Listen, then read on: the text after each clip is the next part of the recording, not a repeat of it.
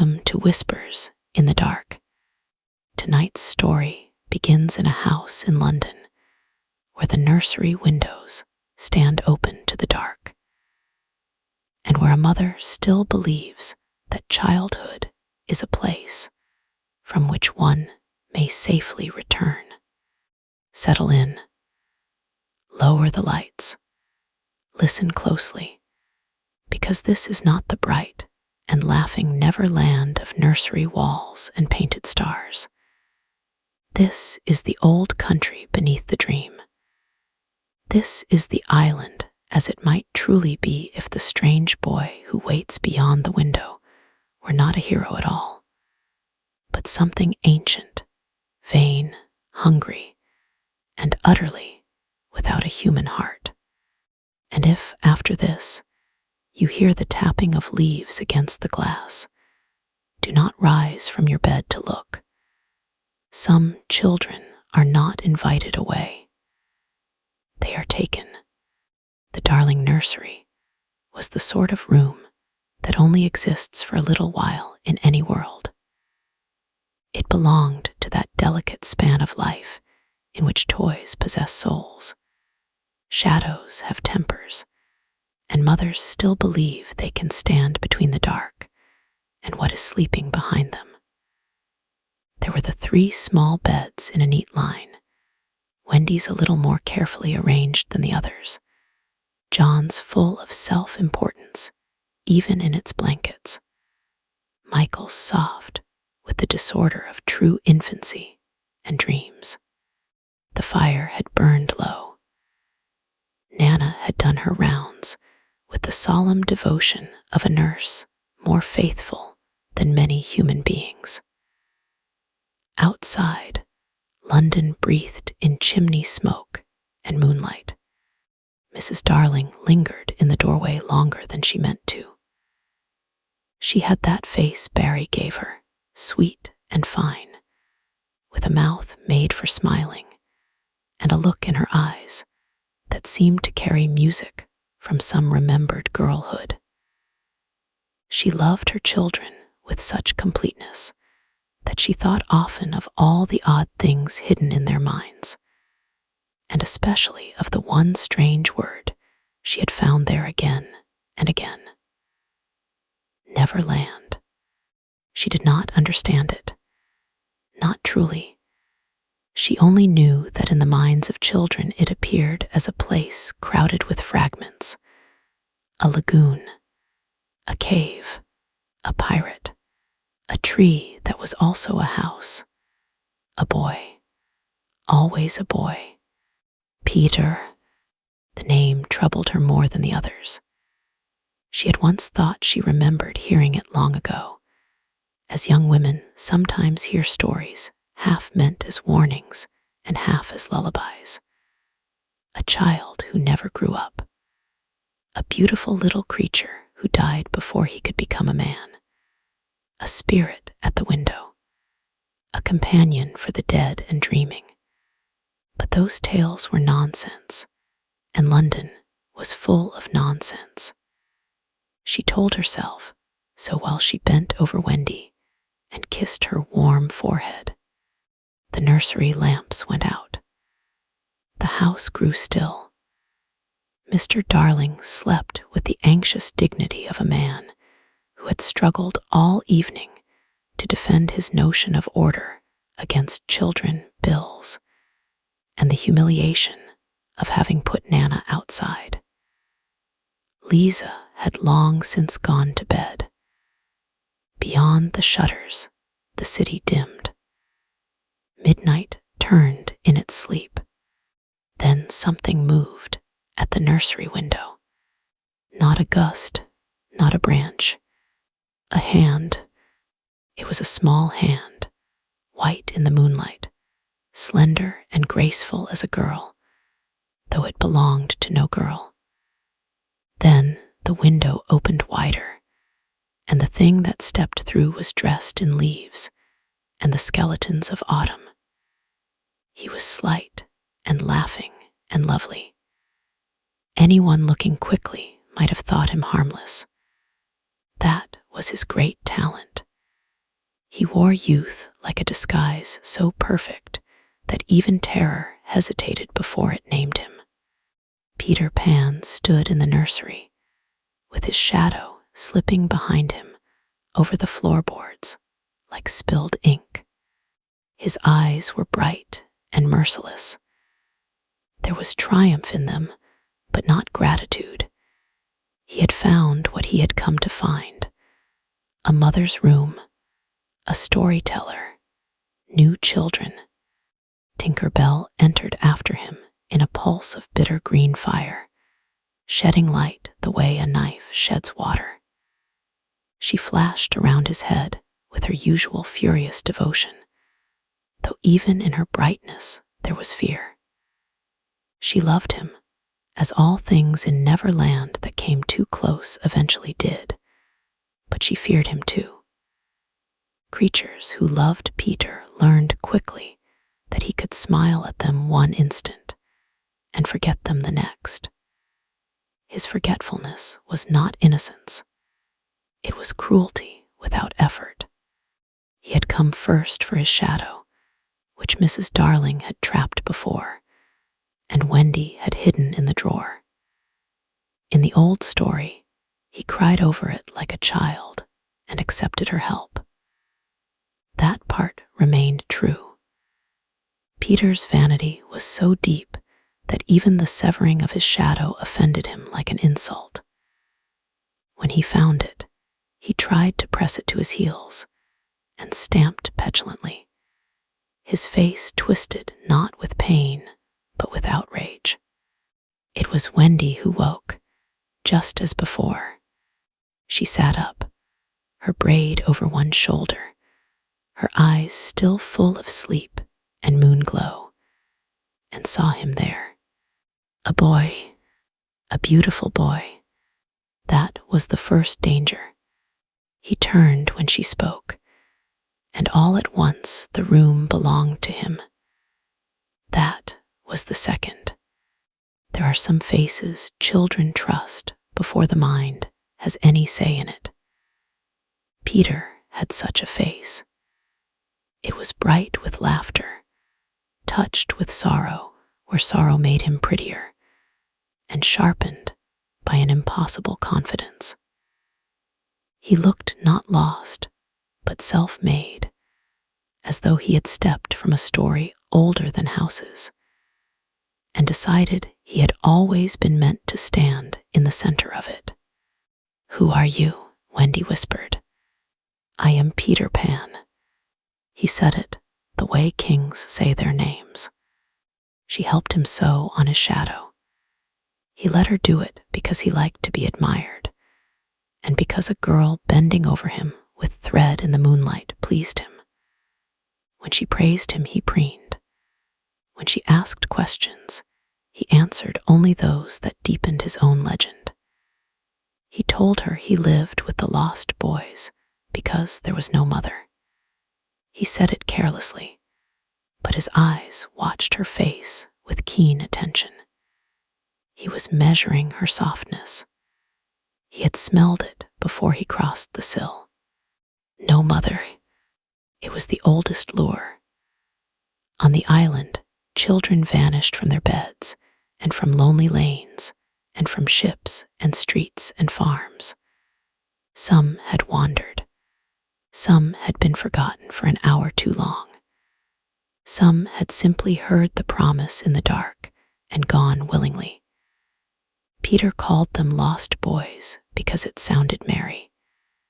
In truth, they were his collection, his audience, his small kingdom of stolen hearts. Wendy, who loved stories and pity almost equally, did not hear the trap close around her. When John and Michael woke, Peter won them faster. John with his airs and Michael with his round trust were easy prey. He offered flight and battle and mermaids and pirates. He gave them the line every child who has ever longed for escape would have followed to the grave. "Come with me where you will never grow up." He said it like a blessing. Only a much older creature would have heard the curse in it. The nursery filled with fairy dust. The children rose trembling into the air. Outside, London lay below them with its rows of dark roofs and silver river, and sleeping multitudes who did not know 3 children had already passed beyond their reach. Wendy looked down once, perhaps thinking of her mother. Peter saw it, and his mouth thinned. He did not like being second even to love. He took her hand and flew higher, and the cold black sky swallowed the house. Second to the right, and straight on till morning, he cried. He laughed as he led them over clouds and sea and distances that could not have belonged to any ordinary world. The stars looked near enough to bruise. Wind rushed in their ears. Tinker Bell flared ahead like an angry lantern. John exulted. Michael clung. Wendy listened to Peter's voice as he boasted over the emptiness and described Neverland with his own face always at its center. Every path led back to him. Every battle improved when he told it. Every creature either adored him or opposed him, and thereby made him greater. He never asked what they loved. He only told them what they would love now. By the time the island appeared, black against the reddening edge of dawn, it seemed less like land than a thought that had learned to harden. The beaches were pale as bone. The forests rose in packed masses of green shadow. High rocks watched the surf like crouched animals. Far off on the water, a ship sat with its masts like dead trees, and even at that distance, it looked diseased. The Jolly Roger, Captain Hook's ship, and beneath everything, like a pulse in the dark, there was that strange feeling unique to Neverland. Not wonder. Not exactly. Something more fevered. The sense that every cave mouth might be an eye, every tree a listening servant, every path a circuit in a trap made to look like play. The lost boys found them first. Toodles and Nibs, and Slightly and Curly, and the twins burst from brush and burrow and underground chambers with their weapons and cries. Their excitement when Peter returned was immense, but it was not only joy. It was relief. One could see it in the way they watched his face before they dared their own smiles. He ruled them by charm, yes, but also by uncertainty. The weather of his favor changed without warning. Wendy became mother at once because he said she should. The boys accepted it with the wild gratitude of children too long unfed in the soul. Peter accepted it because it amused him. The underground home, hidden beneath the roots and entered by hollow trees suited only to their narrow bodies, became her stage and prison both. She told stories by firelight while above them the island groaned with surf and beasts and enemies. She stitched pockets and listened to boasts and tended bruises. She tucked Michael in. She answered John's serious questions. She watched Peter reclining apart from the others with a look of self-contentment, so complete it made her strangely cold. He never slept as children sleep. He dropped into stillness like a creature feigning death, then woke all at once, smiling before his eyes even opened. Days in Neverland were richer than jewels and fouler than rot. Mermaids lounged in the lagoon with smiles too sharp to trust. Tiger Lily, and her people moved through the forests like living flame. The pirates cursed on the deck of the Jolly Roger, their black flag hanging over the sea like a spoiled prayer. Hook himself walked among them in his dark splendor, iron hook gleaming, hat shadowing a face that in another story might have been the chief terror of the island. He was still terrible. He hated Peter with a depth that had become his religion. Yet there were moments, if one watched him from a distance, when he seemed less like the devil of the island than one more soul trapped in Peter's design. The crocodile that had swallowed his hand, and the clock inside it pursued him through every hour. Tick-tock, tick-tock. He lived in dread of being devoured entirely, but Peter had marked him first. Hook knew what others denied. Peter was not merely fearless. He was incapable of reverence. That made him monstrous. Wendy began to understand in fragments. It did not happen all at once, for Peter's spell was old and strong, and Neverland itself helped him. But there were slips. He forgot things no child should forget. He forgot promises while making them. He forgot the names of adventures, even while the blood on his knife was fresh. He forgot the faces of boys who worshipped him when they were out of sight. When one of the twins asked if Peter remembered the game from yesterday, Peter looked at him with blank irritation and said, "Why should I remember a yesterday that is gone?" The boy laughed because he was frightened. Then Wendy heard the first story. It came from Slightly, who was vain enough to speak when others kept quiet. He was proud of his slight knowledge of everything, and proud, too, of bearing a scar on his shoulder from what he called the great chase in the East Wood. Wendy was mending one of his pockets while the others drowsed. Peter had gone out alone. Tinker Bell glittered near the ceiling like a listening shard.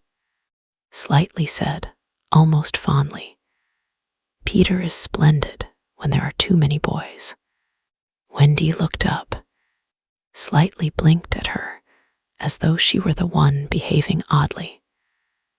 When one gets too big, you know, it is against the rules. What rules? The rules of Peter. Wendy waited, Slightly lowered his voice, though Peter was nowhere near. When one begins to grow in the face, or one's voice changes, or one remembers too much, Peter looks at one differently. After that, one must be careful. He says growing up is a thing pirates do. A hush had come over the room. Nibs turned away. Curly busied himself with a buckle. One of the twins had begun to tremble. Wendy felt her needle chill in her fingers. What happens? No one answered. Then Michael, who was young enough to ask what others feared, said in a small, bright voice, "They go away." At that the boys looked at one another, and Wendy saw what children are never supposed to carry. Not imagination, not play, the knowledge of vanished companions. Peter returned before she could press further. He came down the hollow tree light as a falling leaf, smiling and flushed from motion, and the whole house transformed around him. The boys sprang up. The danger withdrew into its corners. Peter kissed Wendy's hand with mocking gallantry and told them all how he had outflown an eagle, taunted Hook from a cliff, and nearly forgotten himself from boredom. because there had been no one worthy to challenge him. The room rang with his voice. Yet once, just once, Wendy saw him glance at Slightly with a measuring look.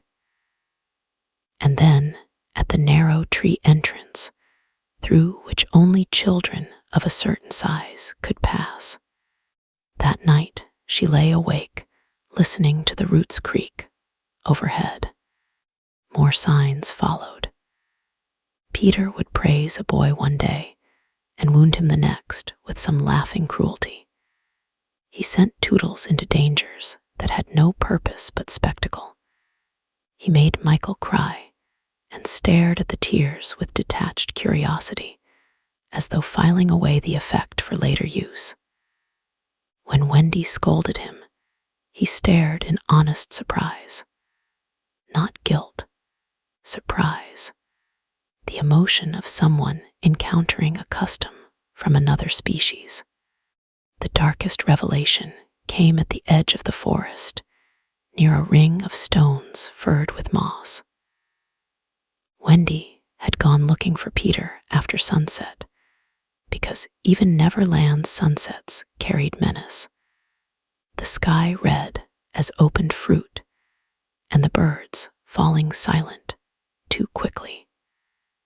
She found him kneeling beside one of the smaller lost boys, a child named Nibs had whispered of as Cedar, though Wendy had never met him. Perhaps that is because Cedar was already halfway to being forgotten. He was larger than the others, only slightly, a little longer in the limbs, a little more shadowed in the jaw. His face was wet with fear. Peter spoke to him gently. "Why are you crying?" "I cannot fit the tree," the boy said. Peter tilted his head with exquisite patience, like an angel considering an insect. "Then you have done a very foolish thing." "I did not mean to." "That is no excuse. I never mean to be bored, but it happens." The boy's breath hitched. "Please, Peter." Wendy opened her mouth to call out, but Tinker Bell, appearing as if from nowhere, slammed herself against Wendy's cheek with such force that sparks burst in Wendy's eyes. She staggered back. By the time she looked again, Peter had embraced the boy. At first it looked tender. Then Peter drew a knife from his belt, swift as a blink, and slid it beneath the boy's ribs. There was no shout, only a tiny wounded gasp, as intimate as a secret. Peter held him close while the life left him, almost protectively, almost kindly, so that from a distance one might have mistaken it for comfort. The horror of it was not blood. It was the calm, the complete absence of passion. Peter did not kill in rage. He killed the way another child snaps a flower because it no longer pleases him in its current shape. When the boy sagged, Peter led him down onto the moss. He looked at the body with the mild dissatisfaction of a host discovering a broken toy after guests have gone. Then he said very softly, "You are not a lost boy now." Wendy could not move. Peter wiped the knife on a fern and turned. He saw her. For one impossible second, she thought she might die there. Instead, he smiled. "You should not creep," he told her. "That is what pirates do." She backed away trembling, and he followed with slow, light steps. There was moonlight in his hair. He was beautiful enough to be unbearable. "Do not make that face, Wendy." He was changing. "It is dreadful to change. I saved him from it." You murdered him. He seemed fascinated by the word. Murder is such a grown-up sound. Her voice broke. The others know. Of course they know. Then why do they stay? At this Peter laughed, and the trees around them seemed to lean closer to hear it. Where would they go? He touched her chin with the back of one finger, not roughly, but with possession. You may go nowhere without me. From that moment, the island altered completely for Wendy. What had been adventure became architecture of captivity. The tree paths were narrowed prisons. The hidden home was a burrow from which Peter could pluck them one by one. The lagoon gleamed like a mouth. Hook's ship no longer represented the villain at the edge of the story. It was another danger, yes, but also another witness to Peter's unnatural reign. Wendy began to gather the truth from the boys. There had been others before, many others, some lost in fights Peter led for sport, some abandoned in the air, some forgotten on distant parts of the island until hunger and beasts found them, and some, the worst few, dealt with personally when Peter noticed the first signs of growth. A broadening shoulder, a new seriousness, homesickness that lasted too long. Peter hated all evidence that childhood was not eternal. In the island's twisted logic, to grow was betrayal. The boys did not rebel because they loved him, because they feared him, because Neverland itself had washed away the roads back to ordinary life. They remembered mothers only in outlines. A kiss in the corner of a mouth, a hand tucking blankets, a voice in another room. Peter had stolen them early enough that memory itself had begun to rot. Wendy resolved that she would take John and Michael home, but home was farther now than stars. Peter sensed the change in her. Narcissists do. Anyone who exists to mirror them can feel the instant the mirror turns dark. He began to seek her more often, lounging beside her when she sewed, demanding stories that featured himself in brighter forms, interrupting whenever Hook seemed too interesting, whenever the lost boys cheered too loudly for another's courage, whenever John dared to look clever, or Michael dared to be comforted more by Wendy than by him. One evening, while the boys prepared a make-believe supper, and Tinker Bell glowered from a shelf, Peter announced that Wendy was becoming very motherly. The words floated in the room like spores. No one spoke. Peter smiled, too motherly. Wendy put down the spoon in her hand. I am only taking care of them. Yes, Peter said. That is exactly it. He leaned back, balancing with impossible ease on the root he sat upon. Mothers are dangerous. They make one think of going away. Michael fled to Wendy's side. John drew himself up, though his face had gone pale.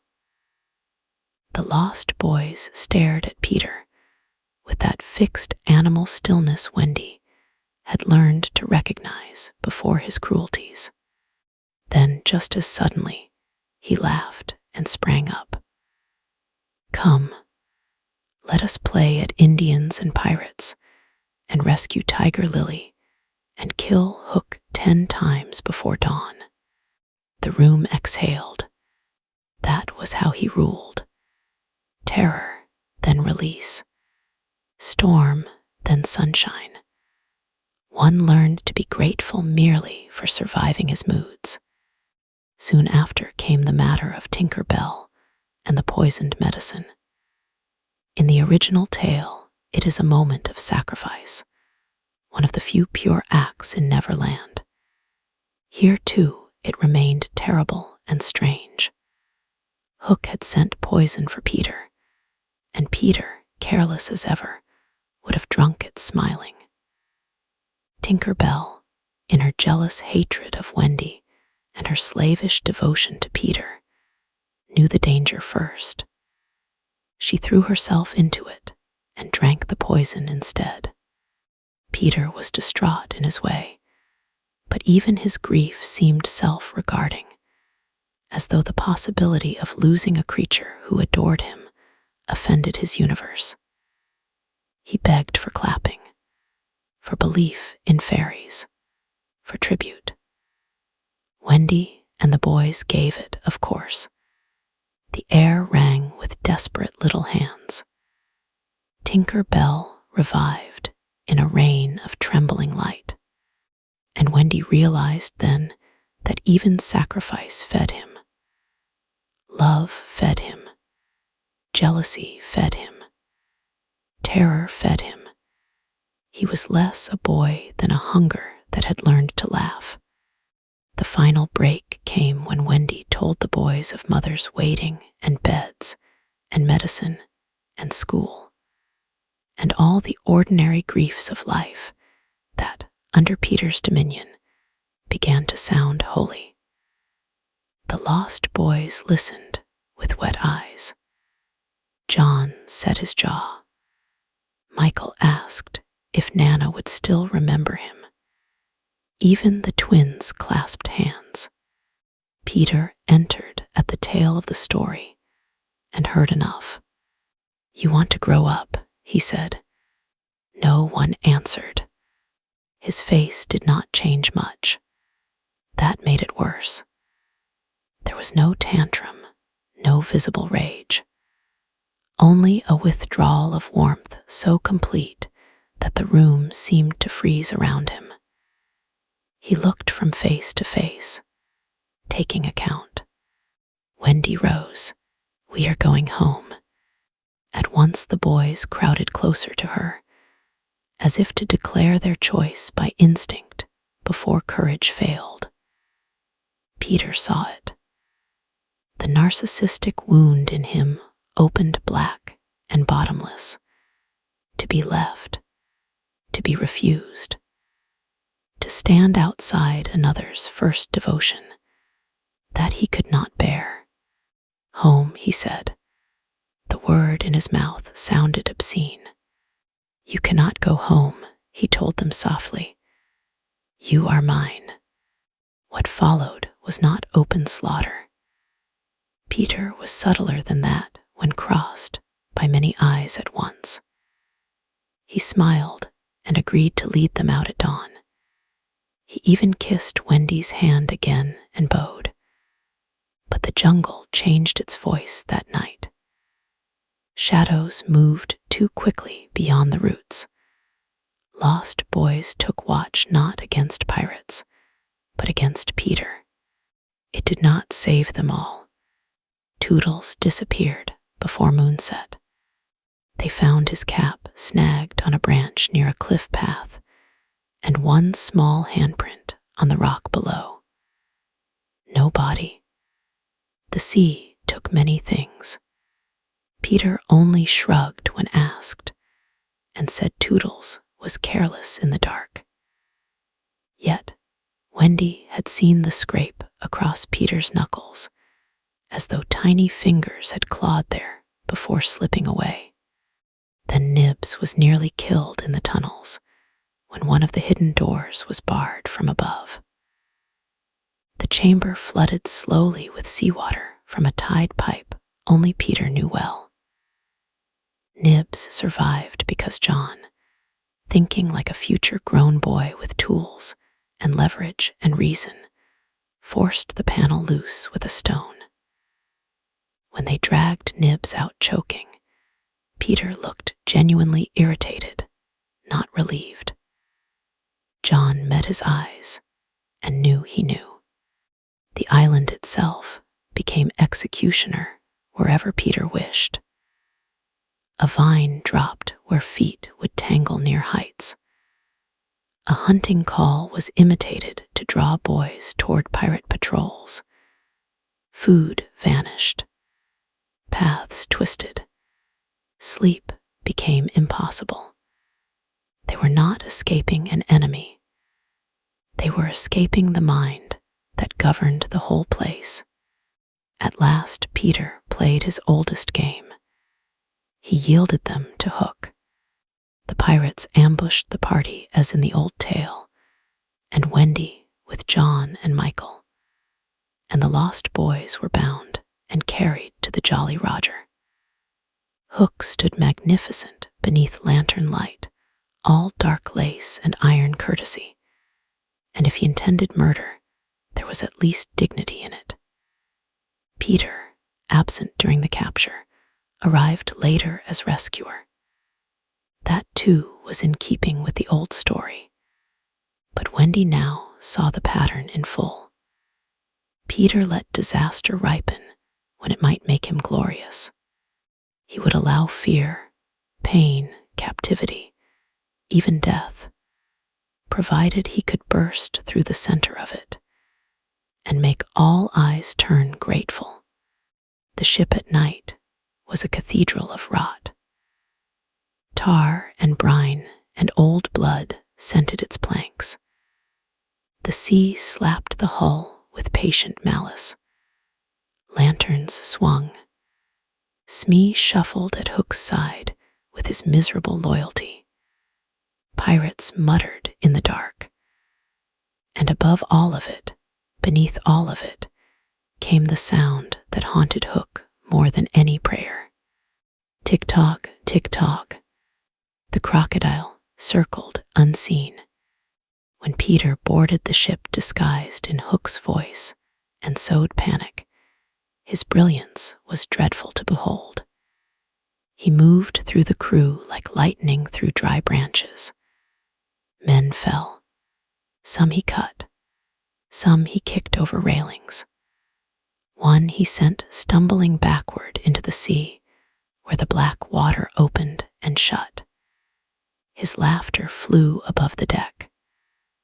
Not one stroke was wasted, not because he was merciful, but because he was performing. He adored being watched. The final duel with Hook took place under a sky bare of pity. Hook was terrible, proud, and doomed. He fought like a man who knew he served at last as the proper mirror to Peter's vanity. Steel rang.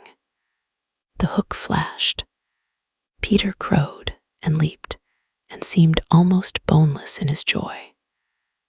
Around them, Wendy held Michael against her and saw not a brave boy fighting evil, but one monster destroying another because no rival could be allowed to stand.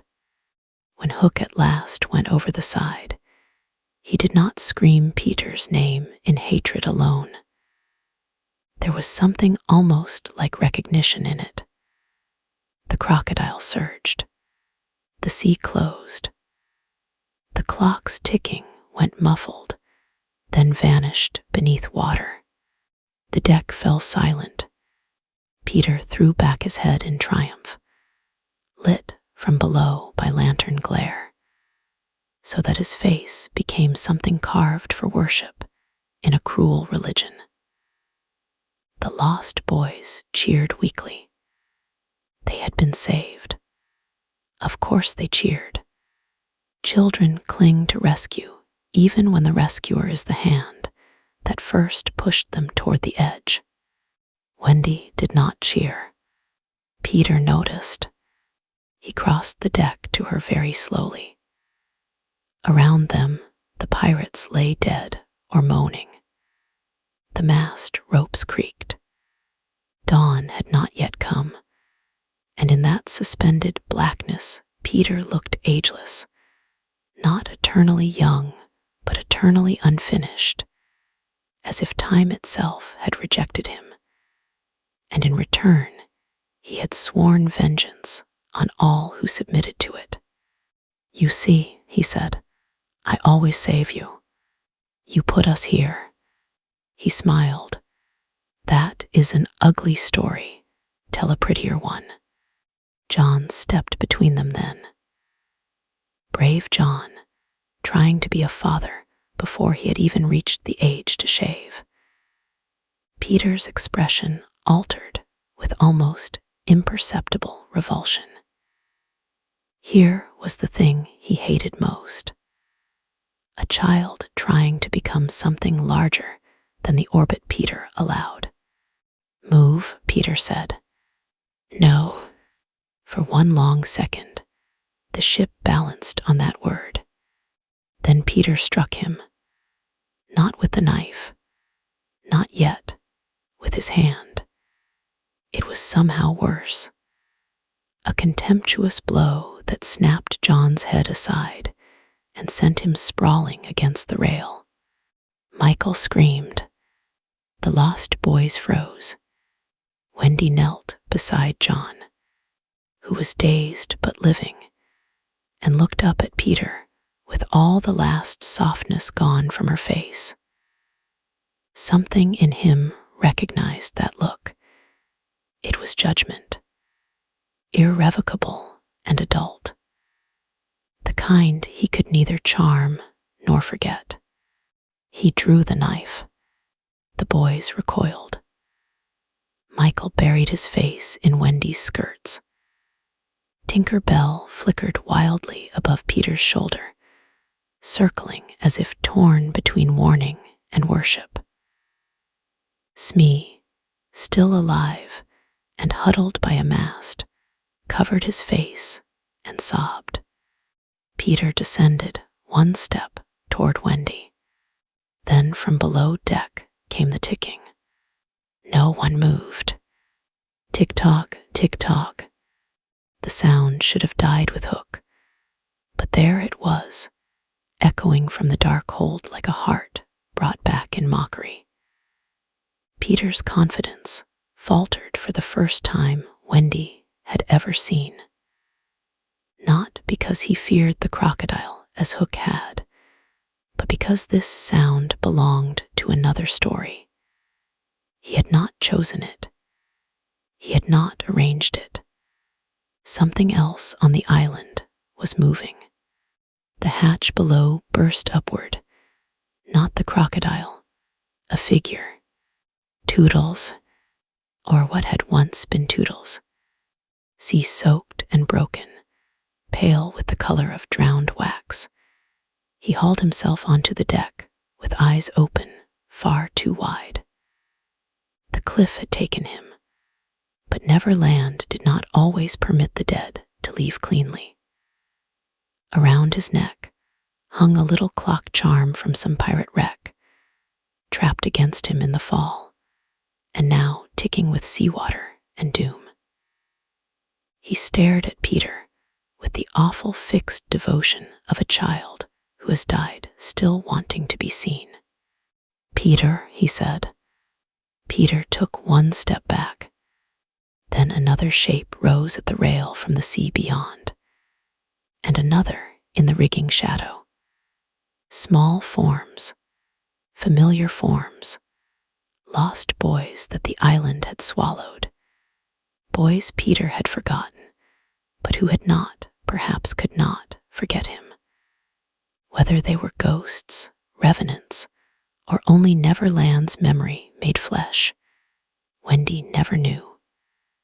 But their eyes were on Peter, and for the first time his beauty looked thin. "Come play," Toodles whispered. The knife trembled in Peter's hand. He hated fear in others unless he caused it. Fear in himself was intolerable. It hollowed him, stripped him, showed the emptiness where a soul should have been. The dead boys advanced with the slow persistence of tidewater. Peter lashed out, slashing one across the face. It had no effect. He sprang to the rail and leaped intending to fly, but something clung to his ankle. Small fingers. Another lost child dragging him down. Peter screamed then.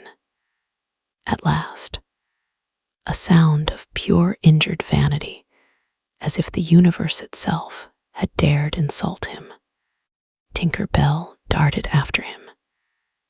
Green light flashed over the black sea. The dead things went too, slipping over the side soundlessly one by one.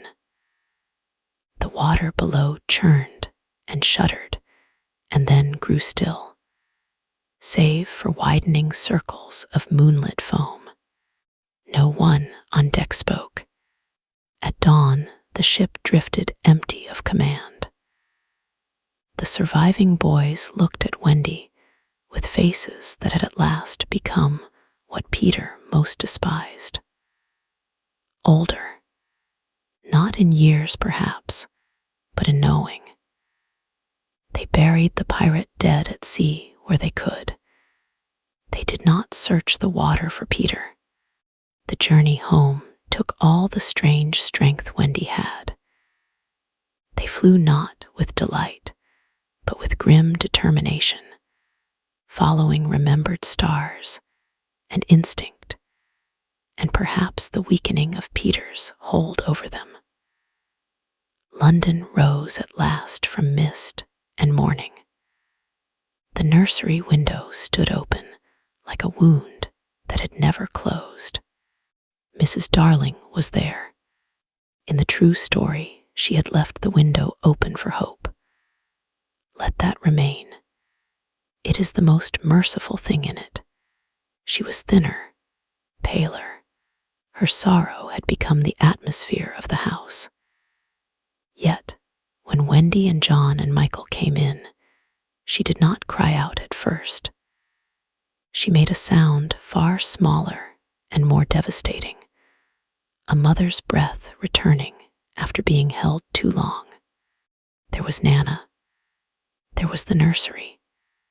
There was the old life, almost unbearably ordinary. Michael wept against the bedpost.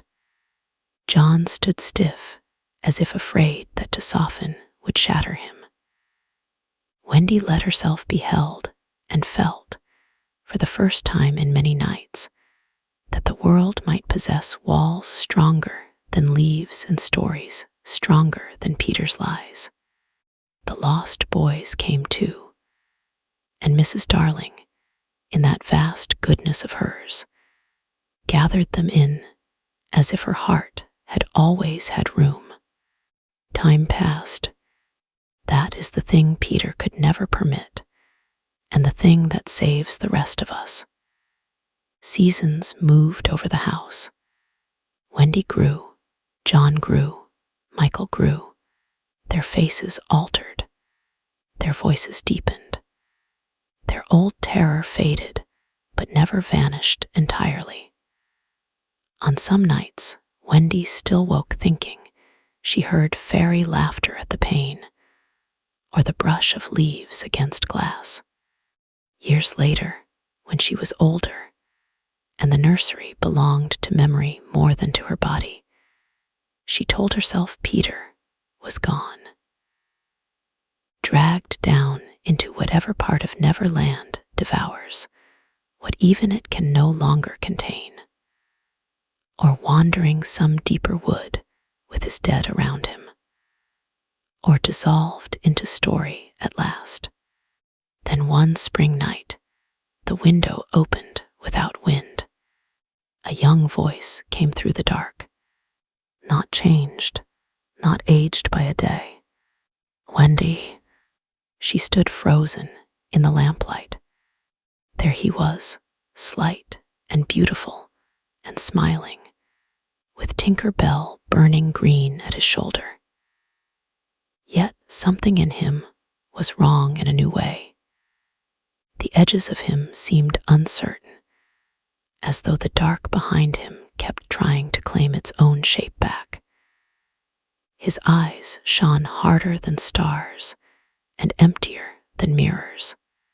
"You are old," he said, with mild distaste. Wendy looked at him and saw not temptation, not adventure, not childhood, but the predator at the center of it all. The thief of years, the collector of trust, the murderer who called his hunger innocence. "No," she said quietly, "I am alive." The words struck him harder than any blade. He stood perfectly still. Then his expression sharpened into something inhumanly cold. She knew in that instant that if there had been a child in the room, if he had come for one still small enough to be dazzled, he would have taken it smiling. Wendy crossed the room and shut the window in his face. The latch clicked. Outside there was silence, then a soft laugh, then nothing at all. But sometimes, in the deep hours before dawn, when the house settles and trees whisper against the glass, Wendy still imagines. She hears a voice on the other side of the pane, telling some new child that there are islands where no one ever grows up, where mothers are unnecessary, where stories never end. And perhaps that is the most terrible thing about Peter Pan. Not that he kills, not that he steals, not even that he hates all who dare to grow beyond him. It is that he comes wearing the shape of every child's first freedom. He arrives as wonder, as flight, as the promise of escape from rules and clocks and grief. He offers endless play, and hidden inside that gift is the wish that nothing ever changes, that no one ever matures, that love never shifts from him to any future life. It is the desire of a child sharpened into the tyranny of a god. Some monsters have claws, and some have teeth. Some tap lightly at the nursery window and ask to be let in. That is the story for tonight. Thank you for listening. Please like the video and subscribe for more. Sleep carefully. Good night. Whispers of a love so true, painting dreams of me and you.